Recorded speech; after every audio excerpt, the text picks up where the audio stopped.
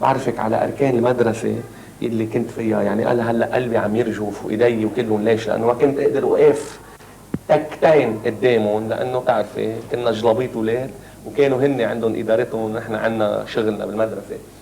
الاستاذ جاك راشد، الاستاذ يوسف رزق، الاستاذ انطوان زين، والاستاذ فوزي الاشقر. تشرفنا فيهم جميعا.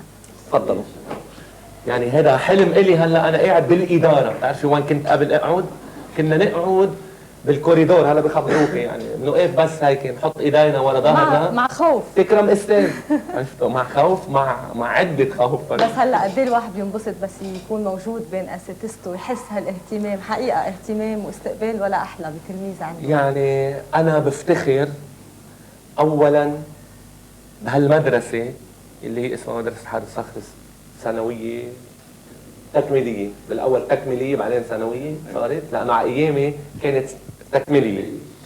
وبفتخر بهالناس اللي علمونا واللي بعدهم مسابرين وبعدهم عم بيعلموا اجيال واجيال. حاملين هالرساله ومكملين. حاملين هالرساله. ورساله ليليان المعلم هو كل شيء. يعني كل وقت كان بالمدرسه مش بالبيت، والمدرسه بيت تاني مثل ما بيقولوا. ومثل ما بيربوكي بدك تمشي وتمشي ولادك. استاذ رزق، هلا بدك تخبرنا عن مش ربيع الخولي، عن توني الخولي اللي كان تلميذ بهالمدرسه وحضرتك كنت المدير. توني الخولي مرق تلميذ عنا بهالمدرسه مده سنوات عديده. كان مثال التلميذ النشيط المجتهد المثابر، الاخلاق العاليه. بنفتخر بهالتلميذ اللي كان بهالصفات، يتحلى بهالصفات الطيبه. يعني بقى مش هو بس يعني ولا مش هو لا كان انضباطي ونظامي. عنده بعض حركات هذه كل تلميذ يعني، وهي يمكن كان سبب كمان لوصوله لهالدرجه اللي وصل عليها اليوم.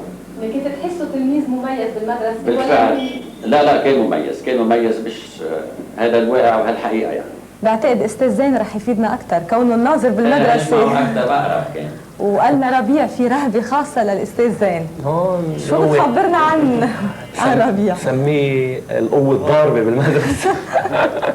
يعني الأستاذ رزق المدير هو كان رئيس الأركان تبعول القوة الضاربة. بس القوة الضاربة اللي كانت على الأرض تشتغل هو الأستاذ زين. كان يشتغل فينا. عرفتي كيف؟ في خيزران ما خيزران في هلا بخبرك شو في. ما بعرف أنا هلا أنا ما بقدر أحكي ولا كلمة قدامهم. توني كان تلميذ مميز برفقاته كلها وكان قريب للقلب. بس من اي ناحيه مميز؟ مميز أنيق كان بلباسه بأخلاقه، وكانت البسمة دايما على شفافه، وكان معلمينه كلهم يحبوه، وكان يرندح بالقصة يضل يحب الفن. يمكن وقتها كان بالمدرسه ما كنتوا تحبوا يرندح، بعدين انبسطتوا فيه. بحفلات المدرسه كان هو لا ايه كانوا يسلوني حفلات. وكان هو دائما يحب صوت وديع الصافي. ايه مظبوط. دائما يغني وديع الصافي. وقريب للقلب كل التلاميذ. تتذكر شي مرة عمل شي هيك عمل مش كتير منيح وقصصتوا عليه أو طردته أو شي؟ دايما كان يتقصص كل يوم. بعدين الشباك ما يتركه. إلى الشباك دايما واقف على الشباك. شو كان فيه؟ مش قصة شباك، ما هو يلي على الشباك يعني مقصصينه. بس قصص حلو. قصص الشباك عارفين شو مين في برا. مين رايح ومين طالع.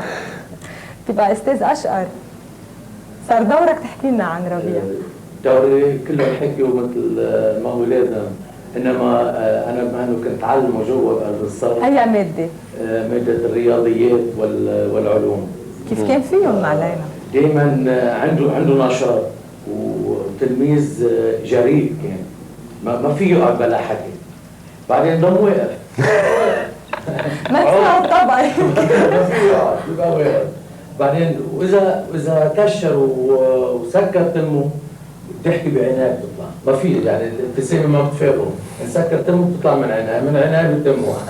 افضل يضحك كان.